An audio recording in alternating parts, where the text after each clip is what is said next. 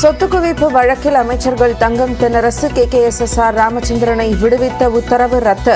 குற்றச்சாட்டு பதிவு செய்து சாட்சி விசாரணையை தொடங்க உயர்நீதிமன்ற நீதிபதி ஆனந்த் வெங்கடேஷ் உத்தரவு.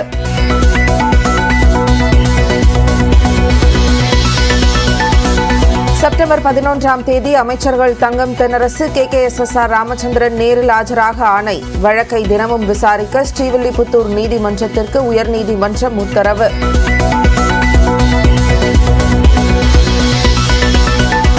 ஆகஸ்ட் 13ஆம் தேதி முதலமைச்சர் மு.க.ஸ்டாலின் தலைமையில் அமைச்சரவை கூட்டம். அமெரிக்க பயணத்திற்கு முன்பாக அமைச்சர்களுடன் ஆலோசிக்கிறார் முதலமைச்சர்.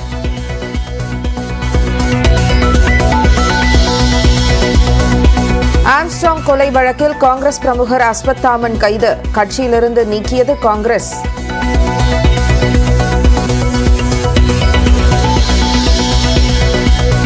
நாளை மறுநாள் நடைபெறுவதாக இருந்த அதிமுக மாவட்ட செயலாளர்கள் கூட்டம் தேதி குறிப்பிடாமல் ஒத்திவைப்பு.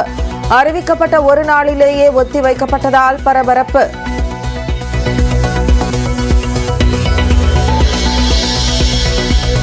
அவதூறு வழக்கில் செப்டம்பர் 9ஆம் தேதி நேரில் ஆஜராக சபாநாயகர் அப்பாவுக்கு உத்தரவு.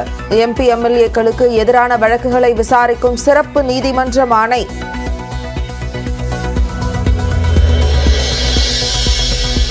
முன்னாள் முதலமைச்சர் கருணாநிதியின் 6ஆம் ஆண்டு நினைவு நாள். அமைதி பேரணி சென்று நினைவிடத்தில் மலர் வளையம் வைத்தும் மலர் தூவியும் மரியாதை செலுத்திய முதலமைச்சர் M K Stalin.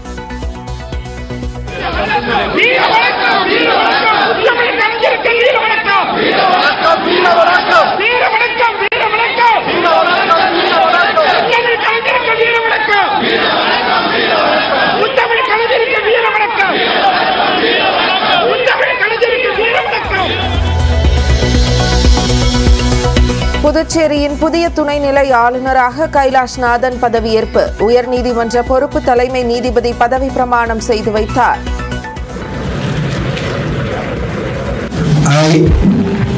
I, K. Kailashnathan, do solemnly affirm that I will faithfully discharge the functions of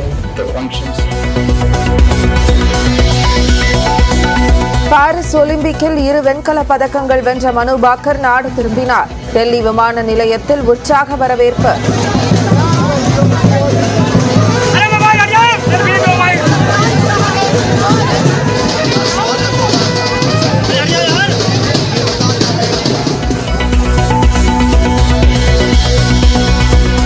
சென்னையில் 2 நாட்களில் சவரனுக்கு 1120 ரூபாய் குறைந்த தங்கம் விலை. ஒரு சவரன் விலை 51,000க்கும் கீழே சென்றது.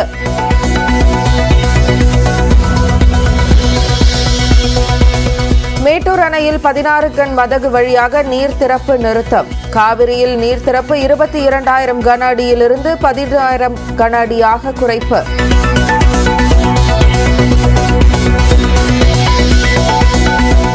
கர்நாடகாவில் பாலம் உடைந்ததில் ஆற்றில் விழுந்த லாரி. ஓட்டுநரை உயிருடன் காப்பாற்றிய மீனவர்கள்.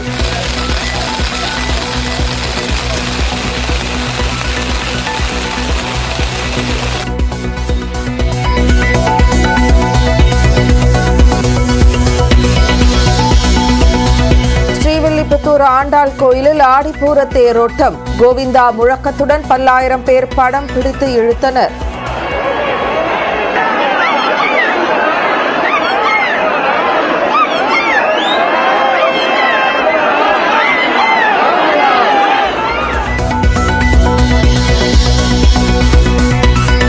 மாவட்டம் கும்பக்கரை அருவியில் வெள்ளப்பெருக்கு. சுற்றுலா பயணிகள் குளிக்க தடை.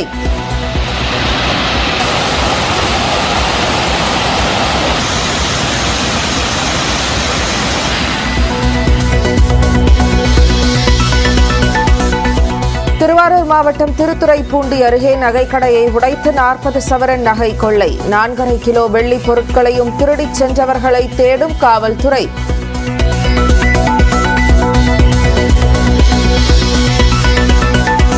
கேரளாவின் வயநாட்டில் நிலச்சரிவால் உயிரிழந்தவர்களின் எண்ணிக்கை 415ஆக உயர்வு. பாதிக்கப்பட்ட பகுதிகளில் உள்ள வீடுகளுக்கு 6 மாதங்கள் இலவச மின்சாரம் வழங்கப்படும் என அரசு அறிவிப்பு.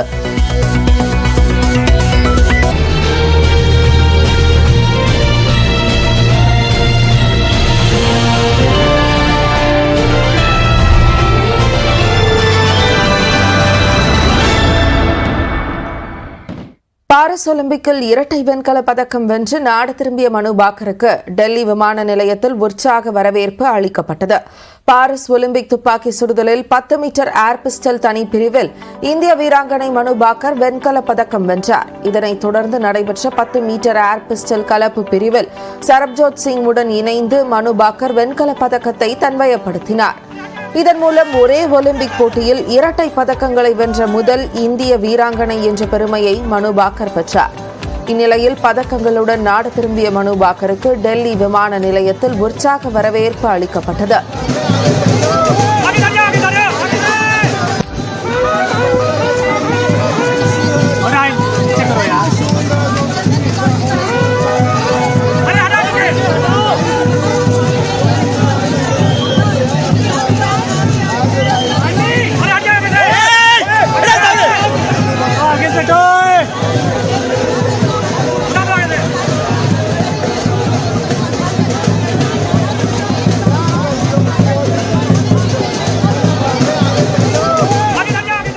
பாரிஸ் ஒலிம்பிக் நிறைவு விழாவில் மனு பாக்கர் தேசிய கொடியை ஏந்துவார் என்று எதிர்பார்க்கப்பட்டது. இந்நிலையில் அவர் நாடு திரும்பியதால் ஒலிம்பிக் நிறைவு விழாவில் தேசிய கொடியை ஏந்தப் போவது யார் என்ற ஆர்வம் ரசிகர்கள் மத்தியில் எழுந்துள்ளது.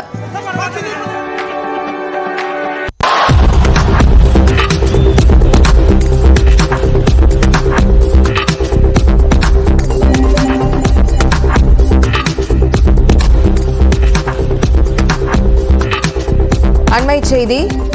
பாரிஸில் நடைபெற்று வரும் ஒலிம்பிக் போட்டியில் மல்யுத்தம் இறுதி சுற்றில் வினேஷ் போகத் விளையாடுவதில் சிக்கல் ஏற்பட்டிருக்கிறது. எடை கூடுதலாக இருப்பதால் அவர் விளையாடுவதில் சிக்கல் இருக்கிறது. கூடுதல் விவரங்களோடு செய்தியாளர் சடையாண்டி நம்மோடு இணைப்பில் இருக்கிறார். சடையாண்டி, தற்போது இதற்கான தீர்வு என ஏதாவது இருக்கிறதா? நிச்சயமா ஜெனிஃபர், பாரிஸ் ஒலிம்பிக் தொடரின் மகளிர் மல்யுத்தம் மகளிர் ஃப்ரீ ஸ்டைல் 50 கிலோ எடை பிரிவில் இந்திய வீராங்கனை வினேஷ் போகத் இறுதிப் போட்டிக்கு முன்னேறி ஒரு வரலாற்று சாதனையை நிகழ்த்தி இருக்கிறார். இதுவரை எந்த ஒரு இந்திய வீராங்கனையும் மல்யுத்தத்தில் இறுதிப் போட்டி வரை முன்னேறியதே கிடையாது.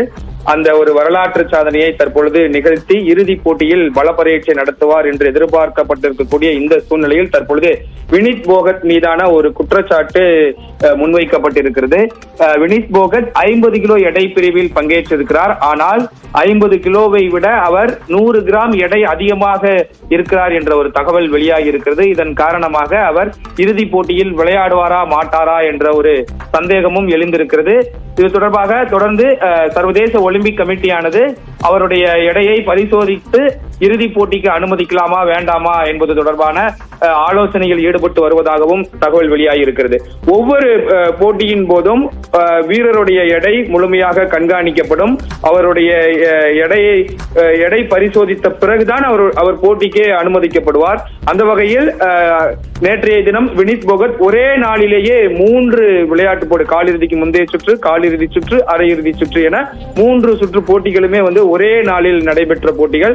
அந்த போட்டிக்கு முன்பாக அவருடைய எடை பரிசோதிக்கும் பொழுது 50 கிலோவிலிருந்து 100 கிராம் எடை அதிகமாக இருந்திருக்கிறது. இந்த விவகாரத்தில் தான் தற்பொழுது வினேஷ் போகத் இறுதிப் போட்டிக்கு செல்வாரா மாட்டாரா என்ற ஒரு கேள்விக்குறி எழுந்திருக்கிறது.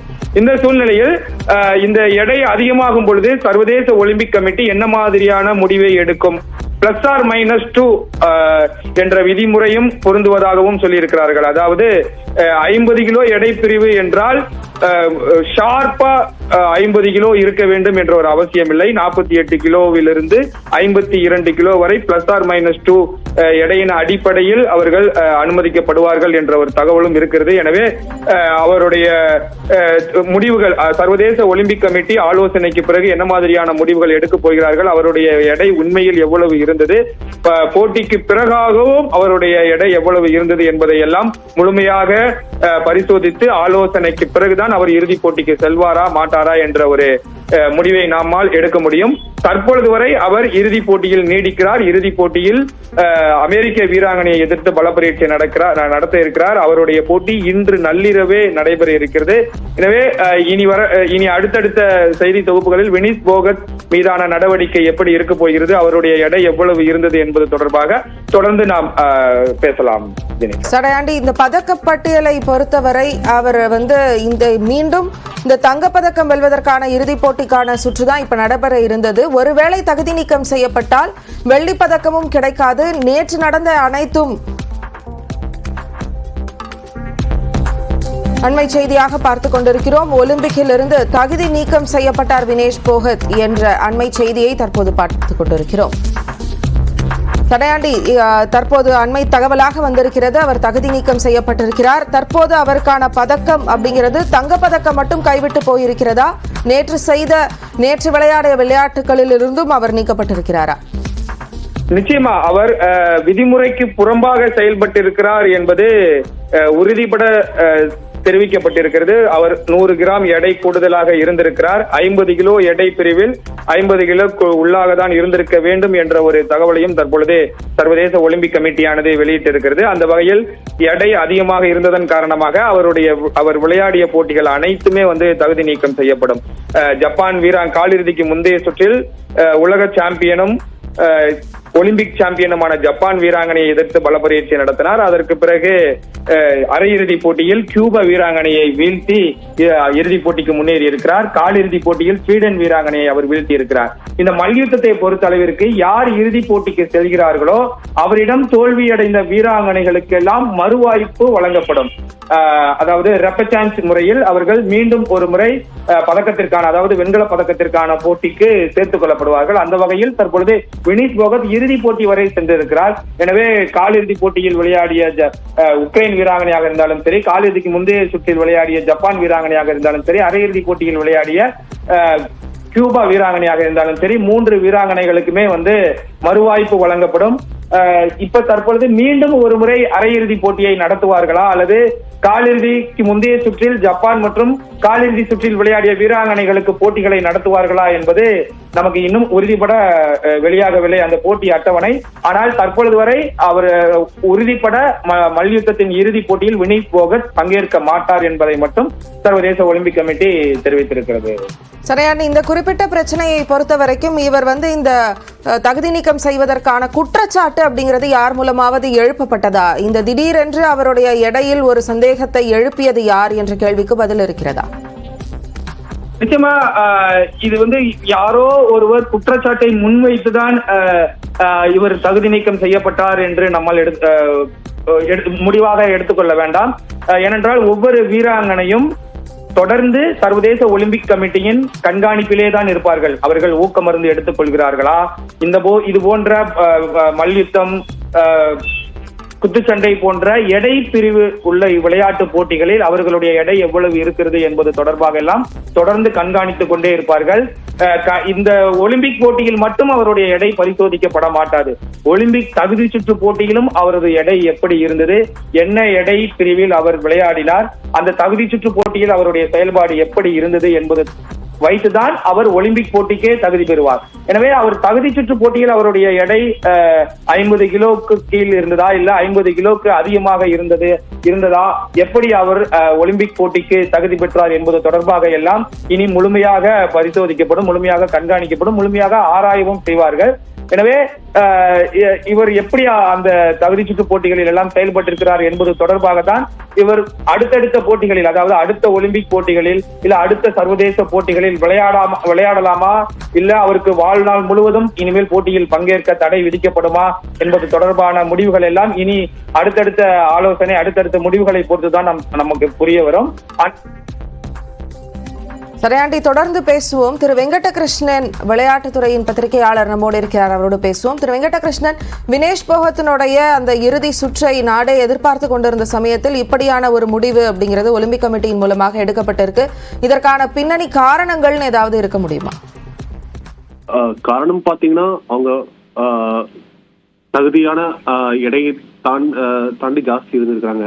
அதுதான் உண்மை. ஆக்சுவலா இப்பதான் நியூஸ் வெளியில வந்துட்டு இருக்கு. நைட்டு ஃபுல்லா அவங்க ட்ரை பண்ணாங்க வெயிட்டை குறைக்கிறதுக்கு, ஸ்கிப்பிங் பண்ணாங்க, ரன்னிங், ஜாகிங் எல்லாமே பண்ணாங்க. பட் ஆனா 2 kg ஆக்சுவலா தகவல் தகவல் படி அவங்க 2 kg ஜாஸ்தி இருந்திருக்காங்க.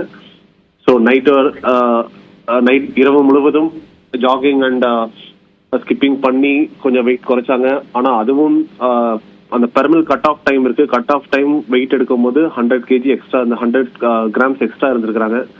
ஸோ ஸோ அதனால அவர்கள் தகுதி நீக்கம் செய்யப்படுகிறார். இப்போ ஃபைனல் கண்டிப்பா ஆட மாட்டாங்க. அவங்க வந்துட்டு நேத்து நடந்த போட்டிகள பவுட்ல எல்லாத்துலயுமே கரெக்டான வெயிட் கேட்டகரியில் இருந்தாங்க. அப்படி இருந்தும் கூட 2 நாள்